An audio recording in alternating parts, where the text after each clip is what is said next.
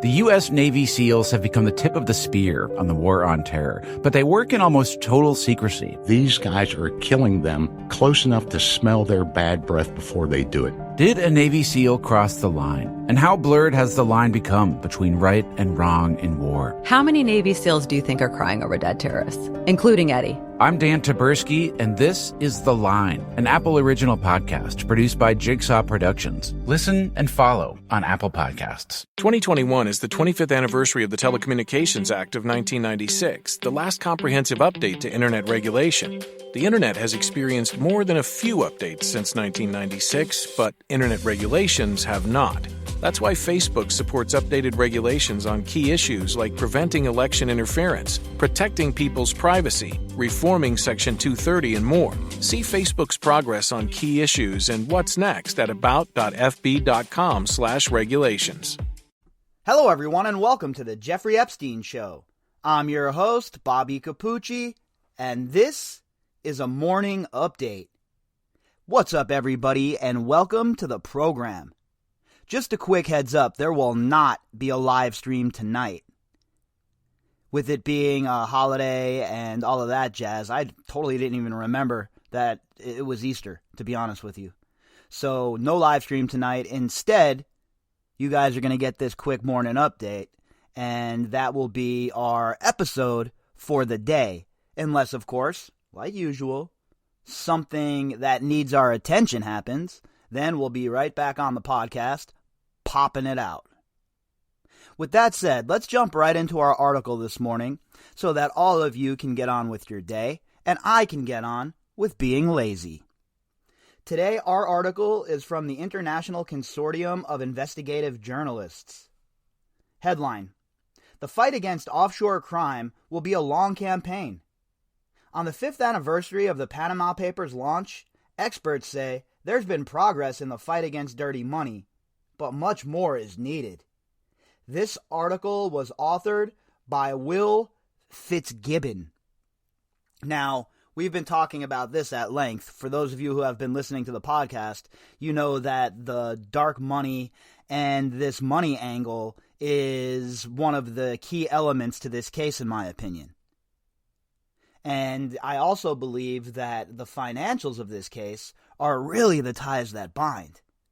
And if you want to explore further and away from the core four and Brunel and Maxwell, and you're looking to make other people who helped enable Jeffrey Epstein face some consequences, then the way to do that is through the financial system, through all of these different watchdog agencies.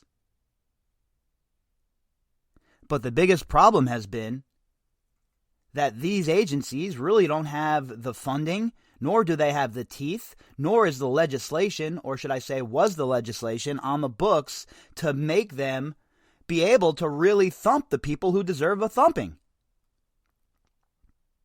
Now, with the new AML laws on the books, we'll see. With the new laws, there's some tools provided for regulators, but it always comes down to human nature. Will the people who are in elected office and the bureaucrats that they put into these various offices, will those people have the backbone to really pursue things the way they should be pursued? And from what I'm seeing so far, I don't have any confidence that 46 is going to pursue this in some sort of forthright manner.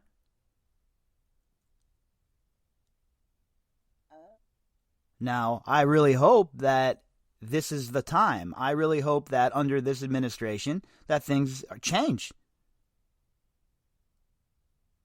Because I'll tell you what, things need to change. And all of these scuzzbags that manipulate the system and use the loopholes that these very politicians create when they write the laws, all of these people are in on it together. From the bagmen, meaning the people in business in the financial sector, to the politicians that are out there on their ivory tower talking down to you. They're all a huge issue here, and the biggest players when it comes to this dark money and money laundering. It certainly isn't you or your cousin Joe or your friend Mike. In May 2016, weeks after hundreds of journalists released the Panama Papers' massive expose of the secret financial dealings and hideaways of politicians, fraudsters, and celebrities, a group of world leaders, embarrassed, outraged, or knowing a good media opportunity when they saw one, met in London to denounce the global flood of dirty money. And that's what they do, right? Whenever they're caught with their pants down, these people show up and they wax poetic about how they've always been down for the cause, about how they've always been worried about dark money in the financial sector. And it's no different from people like Ghislaine Maxwell's lawyers, right? People that all of a sudden are worried about the justice system. People are all of a sudden worried about the financial system when they get caught. Never mind the fact that they were moving billions of dollars through their institution. No, let's not talk about that. But now they're aware that this is happening. It falls on deaf ears. And it is laughable at best that they would believe we're stupid enough to believe them.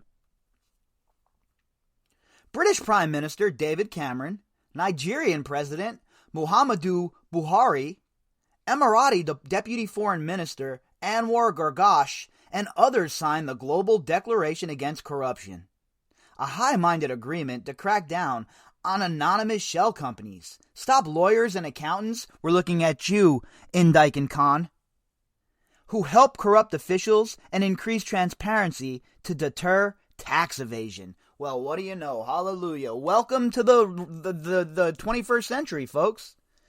And, with all of the new blockchain technology and cryptocurrencies and NFTs and things like that, there are going to be many different avenues for these rich so-called elites to exploit. So the regulators need to be on top of it. If they can't even get the fiat currency situation under control, how are they ever going to regulate stuff like crypto? How are they ever going to regulate stuff like NFTs? So while it's all fine and well that we're talking about, transparency and things moving in the right direction, by the time they get caught up on fiat currency, meaning the regulators, the scammers, plotters, and money launderers will be moving on to crypto.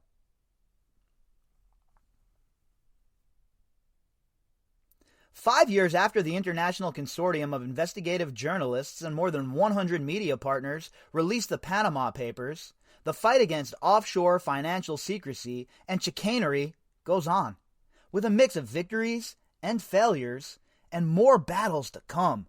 And this is definitely the road that I see myself taking as soon as the Jeffrey Epstein podcast is done.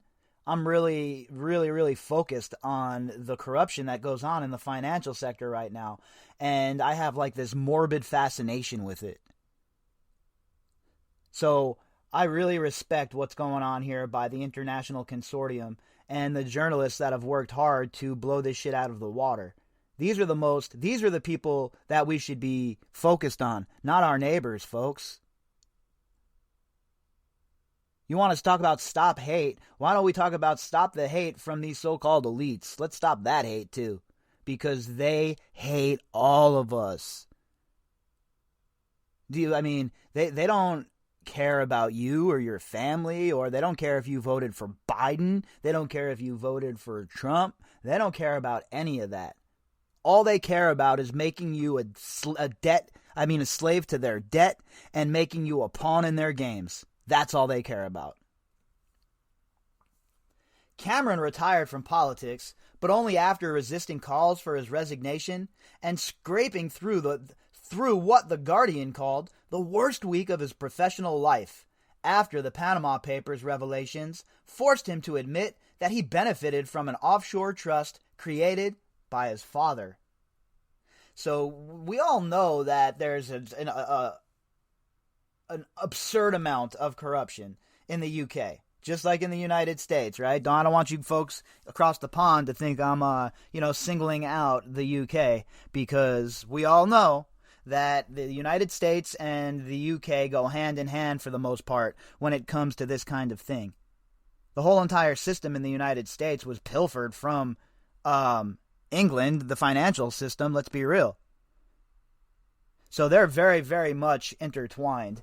But over in England, there is some seriously old wealth. And those people are the absolute worst when you're talking about narcissists, people who look down on others. It's that old money that really makes me want to put my head through a wall when I listen to these people speak. Buhari's Nigeria still loses billions a year to corruption and tax evasion. Last year, the United Arab Emirates received a stinging report card from global experts who called it an attractive destination for criminals. And, I don't even blame criminals for wanting to go to UAE. Have you seen the pictures of the beaches and stuff there? Oh my Lord. Beautiful place. So I understand why you'd want to set up shop in a place like that. But all kidding aside, there needs to be a international body that works together to curb this. It can't just be the United States on its own. It can't just be the UK on its own. It can't be anyone on its own. Everybody wants to talk about globalism and having a global economy and all of that other stuff. But none of that stuff is ever going to be truly a reality unless this kind of thing can be curbed. If you can't trust your partners that you're involved with financially as a nation, then how can you ever possibly trust them? While the Panama Papers has sent criminals to jail and made other would-be felons think twice about where to hide ill-gotten gains, a hodgepodge of loophole-riddled legislation, profit-oriented tax havens, and savvy enablers still permit financial crime to thrive. Once again, we're talking about people like Darren Indyke and Richard Kahn. Those two dudes are the quintessential people when we're discussing lawyers and accountants who help move the needle for this kind of thing. As far as amplifying the seriousness of the problem, we are on the right track, said Atiya Waris, a professor of fiscal law and policy at the University of Nairobi, Kenya. The problem for so long was that all of this was happening in very dark spaces. People weren't even aware of it, and that's a fact. I can't tell you how many people have reached out to me via email and were just blown away by all of the financials and the financial aspect of all of this. You would think there'd be like a 60 minutes program where they'd come out and they'd put everybody on blast, right? A non-politically bent version of that. But no, you can't even get that. You can't even get the real story. One thing that always sticks out in my mind is when the Jeffrey Epstein case first started to break, when Epstein was arrested for the second time, was Nancy Pelosi's daughter coming out and saying, oh, some of our faves are going to be caught up in this. That always gave me the heebie-jeebies, the chills, made me feel gross. What does that even mean, some of our faves? And furthermore, what the F are you doing having someone who is a quote-unquote fave who's going to get caught up with Jeffrey Epstein? But now, people are starting to wake up. People are starting to be aware of what's going on. And I know from my perspective, I knew that there was money laundering going on, right? I knew that these guys were up to no good, stealing and all kinds of shit. But I never knew the true scope of it until we started to really dig in here on the podcast. But Waris warns, the global financial system remains unbalanced.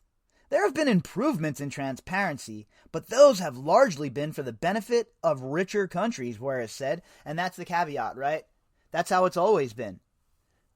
All of these underdeveloped countries, especially the ones that are in the middle of trying to become developed, the ones that are getting investments put into them, they're going to be rife with all sorts of thievery and undesirables. And those are the growing pains that a lot of these nations have to go through, right? You have to weed out these bad actors.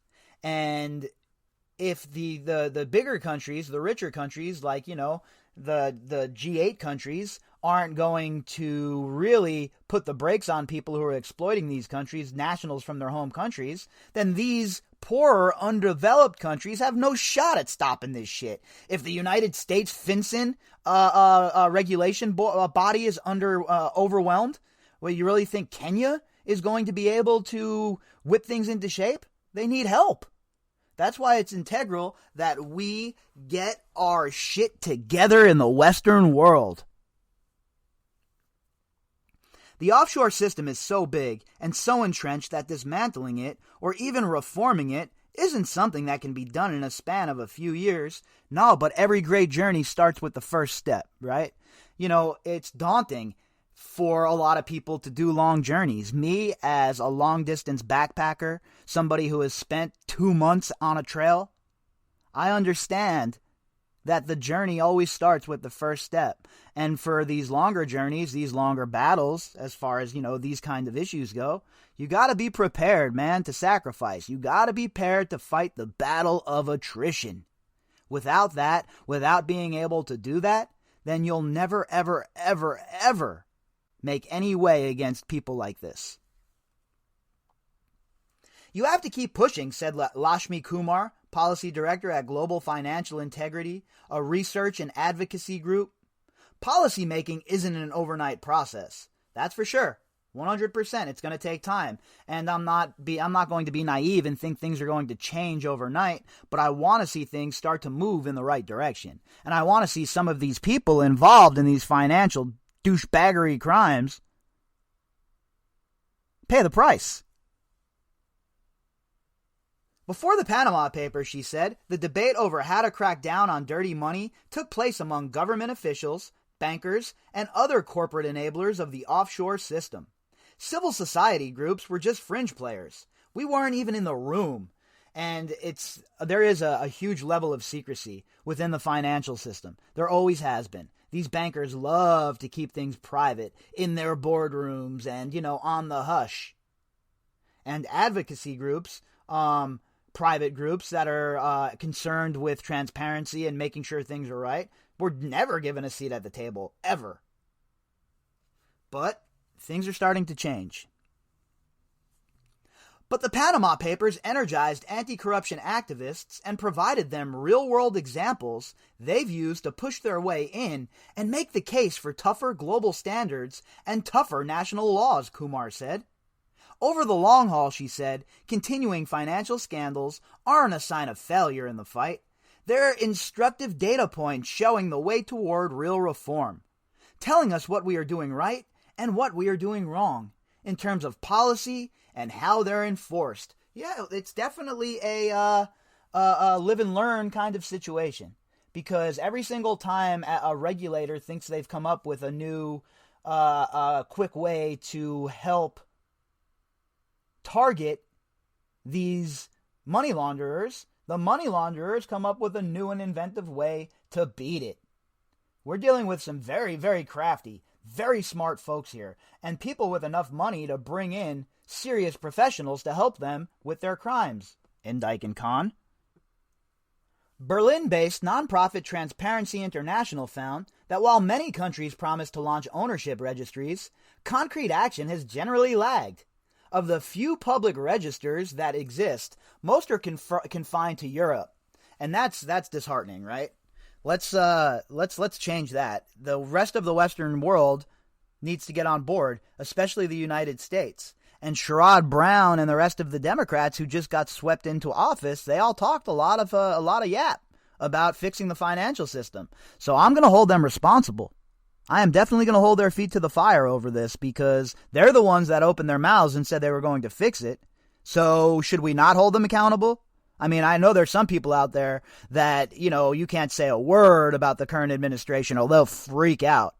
And it's funny because they're the same people who were saying that other people were doing that during the last administration. Funny how that goes back and forth depending on who the president is, right?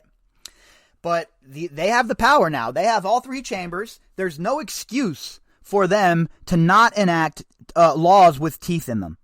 I don't want to hear any excuses from anybody. Them or their water carriers either, by the way. Miss me with all of that shit. Of the few public registers that exist, most are confined to Europe. In Africa, Tax Justice Network reported, only 3 countries have praiseworthy ownership registrations. Think about how big Africa is, folks. Over 1 billion people. Tons of countries. But only 3 of them have praiseworthy ownership registrations? And that is a failure that we all share in, by the way, like I've said. The Western world, the financial sector of the Western world is really calling the shots everywhere, let's be real.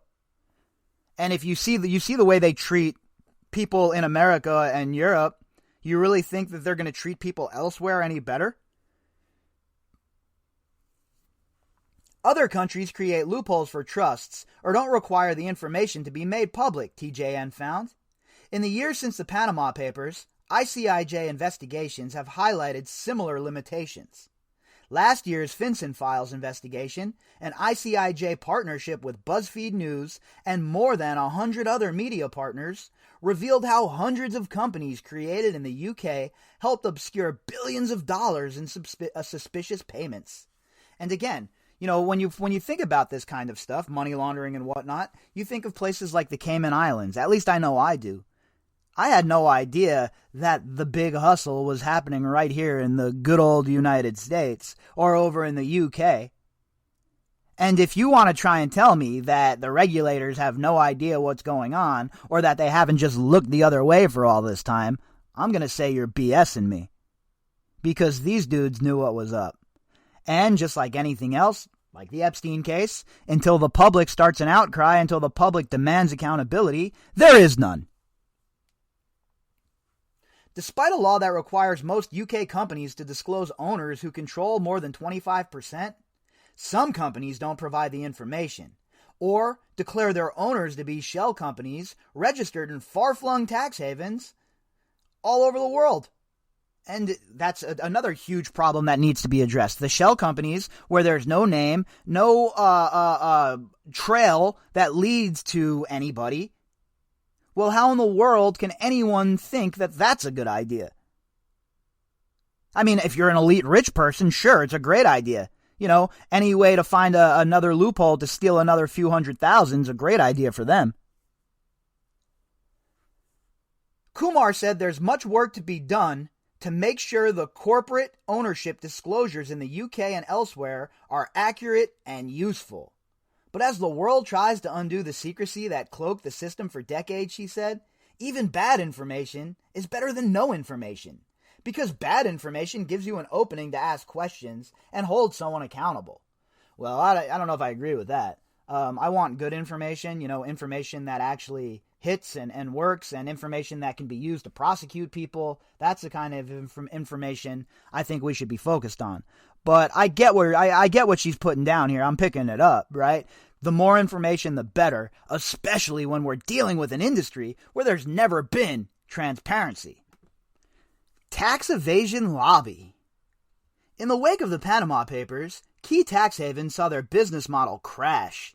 In late 2016, months after the Panama Papers investigation, the BVI reported a 30% drop in the number of new companies created compared to the same period 1 year earlier.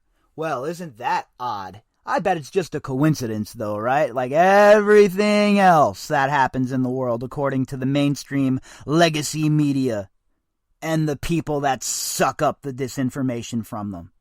Just a coincidence. Just like with Epstein, just like with the camera. All of it's a coincidence, you silly conspiracy theory. Other nations, large and small, have emerged to fill the void. The United States, led by secrecy havens such as Delaware and South Dakota, aggressively court foreign money. That's brilliant, isn't it?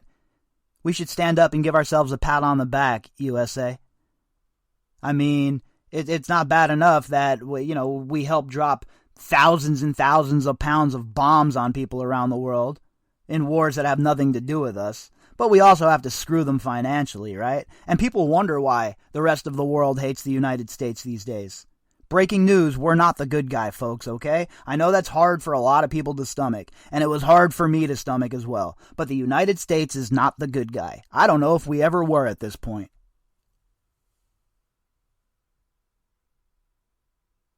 The United States refuses to join the so-called Common Reporting Standard, a global agreement under which more than 100 countries and territories automatically provide each other with financial information relating to non-citizens. That's something that the United States should definitely get on board with. I mean, what people are worried about, their data being leaked. There was just a breach in Facebook with like 533 million phone numbers and shit were leaked. Give me a break. Breaking news, everybody. If you're on the internet, your information's out there. I think the move by Western and advanced economies to clean up will make it harder, although not impossible, to move money around, even to other jurisdictions. Gary Coleman, head of the Transparency International in the U.S., told the ICIJ, you think? Pretty obvious, right? If everybody gets on board, everybody's working together, everybody's reporting the scumbags to each other, well, that usually means that there's going to be some success. That said, there are still many things we need to do to close gaps in our own laws, Coleman added, pointing to loopholes for investment advisors, cryptocurrencies, and the real estate market.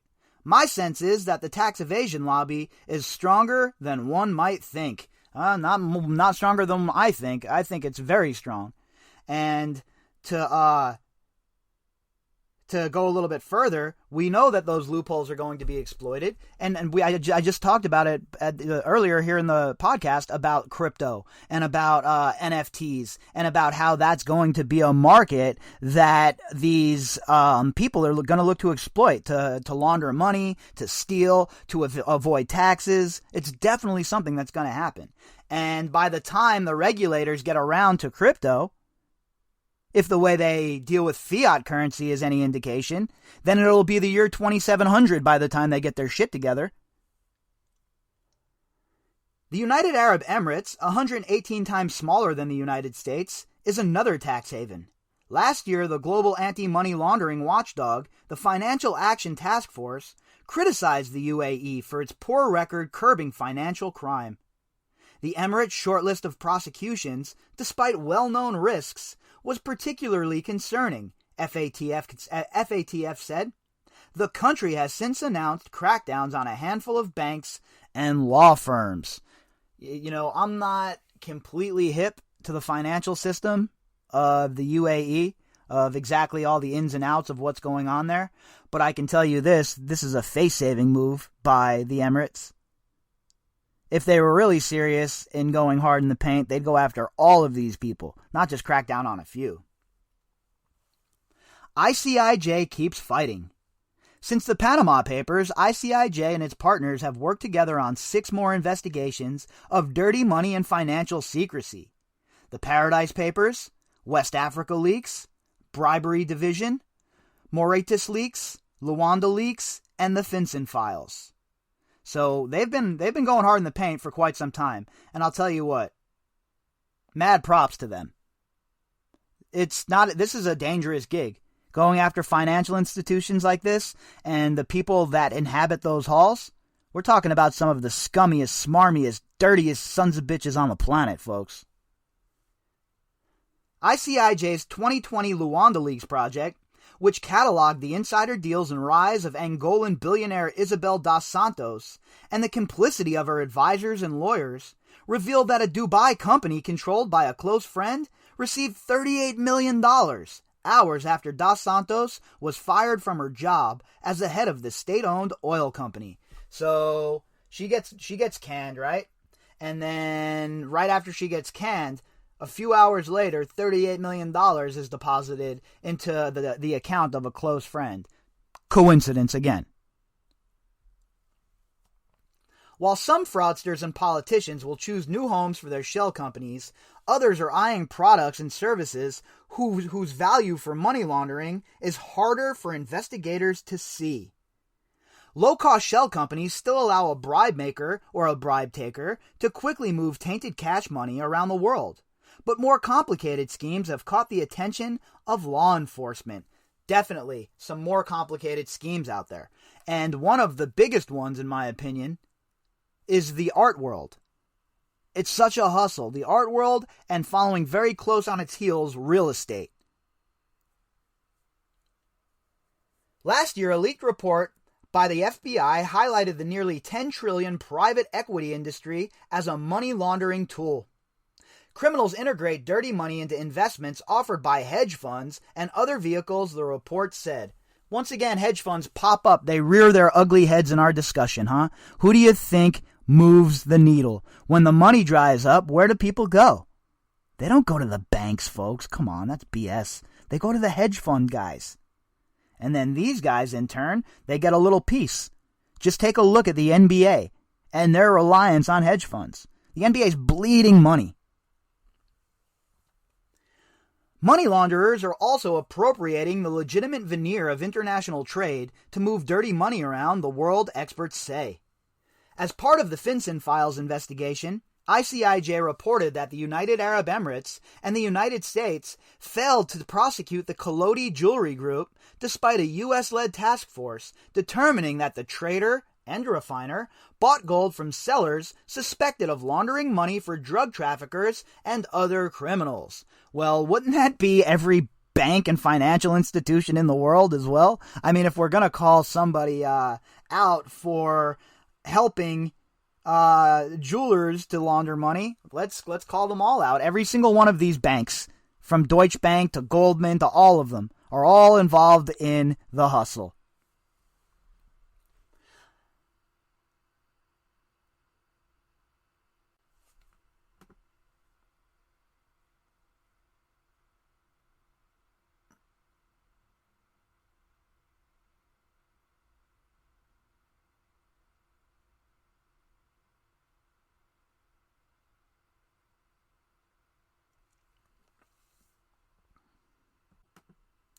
Recognizing that increasingly sophisticated schemes are not the brainchild of criminals alone, countries and global organizations have turned the spotlight on lawyers. Oh, have they, huh, Mr. Indike? Accountants. Oh, Mr. Khan. Investment managers. Oh, Leon Black. And other advisors. Insert everybody else here. In February, the Organization for Economic Cooperation and Development released its first study of so-called professional enablers of criminal activity. Boy, that should be a list that is just chock full of the participants that we discuss on a regular basis. These enablers undermine not only the rule of law, but their own profession, the OECD said, citing ICIJ investigations for bringing public attention to their role and calling on countries to disrupt the enablers' activities. Following the Luanda Leaks investigation, Portugal's securities regulator recommended criminal prosecutions against auditing companies that worked for Dos Santos. The regulator discovered auditors who had not stopped possible money laundering and did not flag suspicious transactions to authorities when faced with sufficient reasons to suspect that transactions could be related to funds from criminal activities. More than a year after that investigation, no charges have been announced. So you see, folks, even though these investigations have cropped up, even though this information has been shown to the public, the governments are still reticent to do the right thing. So we have to keep the pressure on them. And if that means calling your local congressmen and senators and asking them what they're doing about money laundering to stop it, then so be it. But this has to be reined in. This is the lifeblood of all of this disgustingness that we discuss on a regular basis, and so much more criminal behavior. And it's a shame to know, and it's a shame to think, that the UK and the United States are both in the bag. If you'd like to contact me, you can do that at bobbycapucci@protonmail.com. That's BOBBYCAPUCCI@protonmail.com. You can also find me at the Moist Isley's Cantina, a.k.a. Twitter, the Den of Scum and Villainy, at BOBBY_CAPUCCI. All of the links that go with this episode can be found in the description box. For those of you who have donated to the podcast recently or in the past, thank you folks very, very much. All right, everybody, I will be back tomorrow, and we will pick up where we left off. Have a great Sunday. The U.S. Navy SEALs have become the tip of the spear on the war on terror, but they work in almost total secrecy. These guys are killing them close enough to smell their bad breath before they do it. Did a Navy SEAL cross the line? And how blurred has the line become between right and wrong in war? How many Navy SEALs do you think are crying over dead terrorists, including Eddie? I'm Dan Taberski, and this is The Line, an Apple original podcast produced by Jigsaw Productions. Listen and follow on Apple Podcasts. This summer, get ready for the 99's More in Store Tour.